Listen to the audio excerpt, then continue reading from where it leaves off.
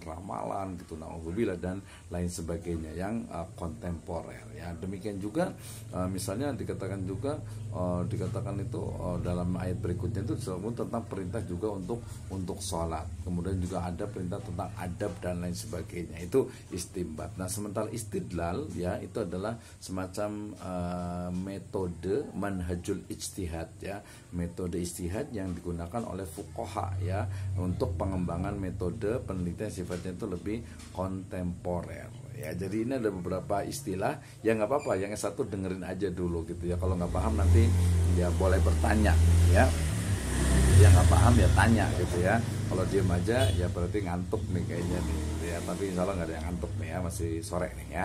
Oke, lanjut. Jadi ini adalah istinbat dan juga istidlal sebagai sebuah pendekatan, sebagai sebuah riset approach ya, pendekatan penelitian. Contohnya, wah ini kayaknya ini sebagian contohnya itu agak sedikit ke ekonomi nih ya, karena awal dulu ya. Misalnya saya ingin tahu tentang jual beli emas secara kredit perspektif Islam. Saya ingin tahu tentang bagaimana sebenarnya di dalam dunia pendidikan itu pembayaran uang gedung gitu ya, atau wakaf uang gedung biasanya gitu kan ya. Nah ini wakafnya seperti apa nih uang gedungnya nih, padahal gedungnya udah jadi gitu ya. Kalau gedungnya belum jadi sih nggak apa-apa gitu ya. Misalnya insya Allah Siti Rajul Fala membangun yang kampus 2 gitu kan, gedungnya belum jadi berarti ada uang gedung gitu kan ya. Tapi kalau ini gimana, gedungnya udah jadi gitu kan. Terus juga akad, berarti ketika pembayaran itu seperti apa. Bahkan di fikih klasik itu sempat dibahas tentang gimana nih kalau umpamanya ustadz dapat amplop gitu ya. Dapat amplop sih nggak apa-apa gitu ya, tapi isinya nih boleh atau tidak boleh.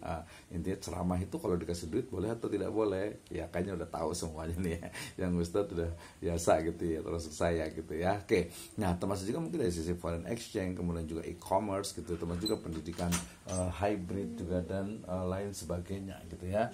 Nah itu menjadi dasar bagi penelitian yang sifatnya itu berbasis berbasis sifatnya adalah usul fikih dan juga nanti metode dalam menetapkan suatu hukum, ataupun juga nanti sebenarnya ini kita bisa leverage, kita bisa luaskan lagi makna itu dalam tadi yang saya sebut dengan Islamic studies atau ilmu ya, atau berbagai disiplin ilmu yang kemudian bisa menggunakan ini ya, termasuk juga mungkin pengelolaan, termasuk juga dana haji mungkin juga gitu ya, termasuk juga mungkin bagaimana nih misalnya uang tabungan anak-anak gitu ya, kemudian mungkin dikumpulkan sama gurunya, kemudian juga mungkin kayak ya dipakai dulu nih, aduh gimana nih ya, walaupun itu sedikit kayak ekonomi, kayak nggak apa-apa, ini contoh karena kebetulan slide saya kemarin masih kaitannya dengan ini ya.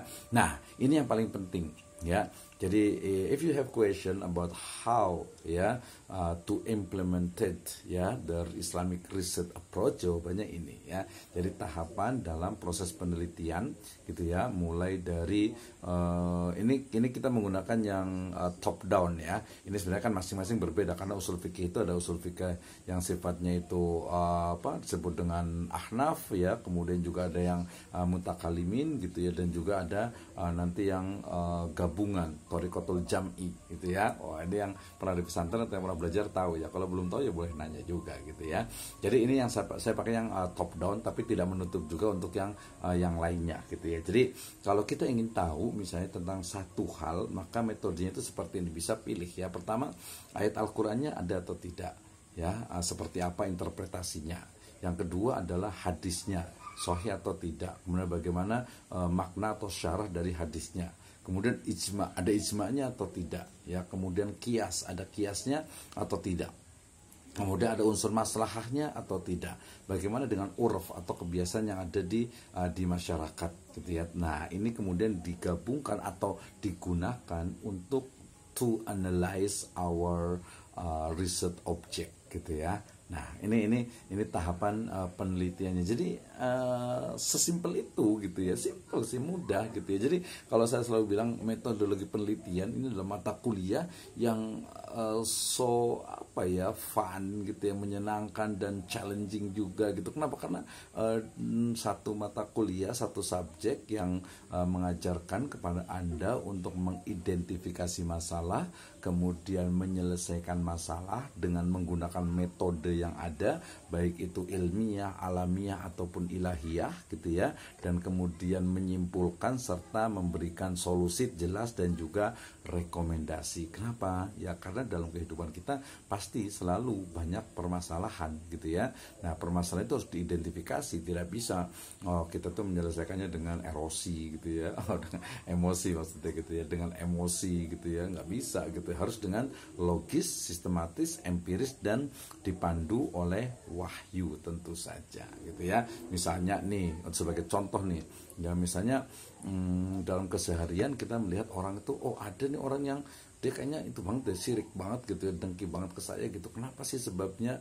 Wah, berarti harus diriset nih, harus dipenelitian nih. Kenapa ya orang itu apa banget ya? Mungkin dia dengki, apa hasad banget gitu ya sama kita nih gitu ya. Nah, berarti kita teliti kenapa nih, backgroundnya apa, latar belakangnya apa, ininya apa, dia paham Al-Quran atau tidak, seperti apa. Nah, itu adalah sebuah manfaat dari kita kuliah metodologi penelitian ya. Jadi intinya mengidentifikasi masalah. Ada masalah nggak sih? Ya sekarang ada masalah nggak sih? Kemarin kalau ditanya mahasiswa ada masalah nggak? Ada pak, katanya. Masalahnya apa? Masalah finansial pak, keuangan gitu ya. Ya iya, ya betul, itu memang masalah. Makanya ketika ada masalah finansial berarti identifikasinya, oh ada permasalahan finansial. Oke, kalau permasalahan finansial berarti cara menyelesaikannya bagaimana? Ya, oh mungkin yang praktis ya udah kasih duit aja pak, ya itu memang menyelesaikan gitu. Tapi kalau duitnya dikit dan sebentar ya tidak abadi, artinya tidak sustain ya, tidak berkesinambungan menyelesaikan masalahnya. Sama juga mungkin sekarang pemerintah ngasih BLT misalnya gitu ya, kalau BLT-nya terus gitu bagus gitu ya, tapi nanti kalau tiba-tiba berhenti gitu misalnya, oh nggak menyelesaikan gitu, justru malah sikap konsumtif dari masyarakat itu akan semakin ada. Termasuk juga mungkin sekarang sekolah gratis misalnya, bener gratis nggak sih ya? Ada bilang sih gratis, bener-bener gratis gitu ya, tapi ada juga yang kan seragam bayar pak, buku kadang ada yang bayar juga pak, terus ini kadang ada lesnya ada yang bayar juga pak ya, tapi itu terserah lah. Tapi kita lihat gitu ya, apakah sekolah yang gratis itu tidak lebih baik dari yang berbayar? Oh belum tentu, tapi kita hati-hati ngomong ini ya. Jadi ya perlu riset lah, perlu penelitian gitu ya, nggak semuanya juga. Sama juga nih kegiatan saya, beberapa kali membuat kegiatan itu ada yang gratis gitu ya pesertanya ada gitu, ada yang berbayar, ada pesertanya ada gitu. Nah, akhirnya ya udahlah saya ambil jalan tengah, bayar aja mungkin 50.000 atau 100.000 agar serius, agar dia itu betul-betul memang menempatkan, artinya itu betul-betul memiliki azam, memiliki semangat untuk belajar. Sama juga nih alhamdulillah nih di kelas ini kalau online tuh banyak gitu ya. Nah, walaupun mungkin metodenya nih perlu diperbaiki, maksudnya metode belajar. Saya kan nggak ngeliat nih ya, karena saya ngeliat layar gitu ya. Ini mungkin ada yang bari gogoleran gitunya, ada yang rebahan gitu ya, ada yang sambil mungkin tadi ada yang di luar juga gitu ya. Nah ya nggak masalah, yang penting kan orang beda-beda cara belajar. Mungkin ada yang cara belajar itu sambil belajar, sambil jalan, sambil mungkin pakai handset gitu ya, atau mungkin sambil rebahan, tapi masuk juga, ada juga yang seperti itu ya. Yang pasti nanti bisa diulang juga, ini insya Allah ada rekamannya juga. Oke ya, ini adalah tahapan dalam penelitian. Jadi kalau teman-teman semuanya, ibu dan bapak sekalian, kalau ingin membuat sebuah penelitian, ingin mencari sebuah kesimpulan dari sebuah permasalahan, tapi menggunakan metode yang usul fikih approach ya, pendekatan usul fikih, kurang lebihnya seperti ini ya. Nah kemudian ada juga nih, ini biasanya dalam dunia agak sedikit falsafati, yaitu maqasidus syariah. Jadi maqasidus syariah adalah maksud dan tujuan dari syariat gitu ya. Oke, sebentar saya minum dulu ya.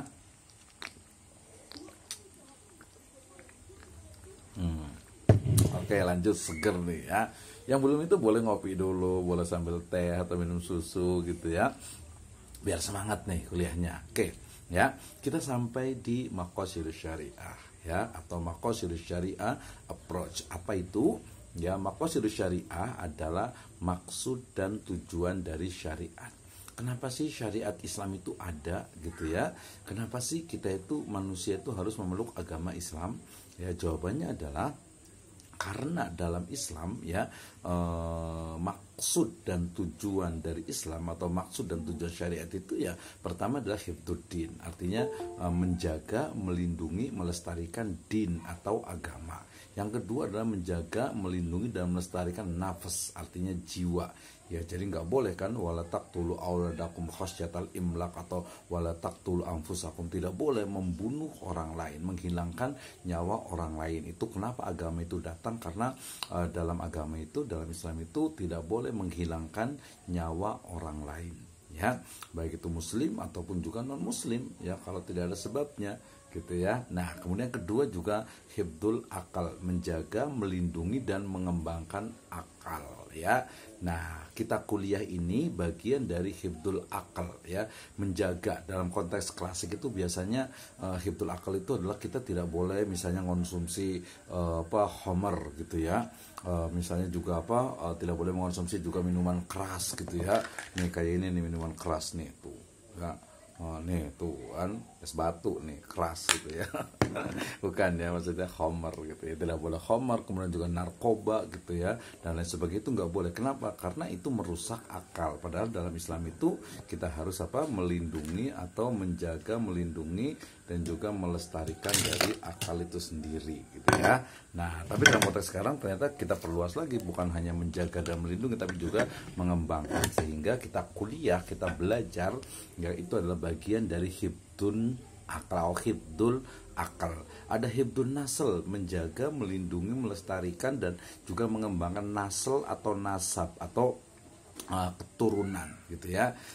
Jadi adanya pernikahan itu adalah salah satu dari usaha atau salah satu dari hibdun nasl dalam agama, ya. Kemudian nanti ada hibdul mal, ya, menjaga, melindungi, melestarikan dari harta gitu ya. Jadi harta itu harus dijaga, tidak boleh. Makanya di surat An-Nisa ayat 29 misalnya, ya ayyuhalladzina amanu la taqulu amwalakum bainakum bil batil illa an takuna tijaratan antaradim minkum. Ya, jadi tidak boleh mengonsumsi, memakan, mengambil harta orang lain dengan cara yang batil, yaitu jelas haram, ya.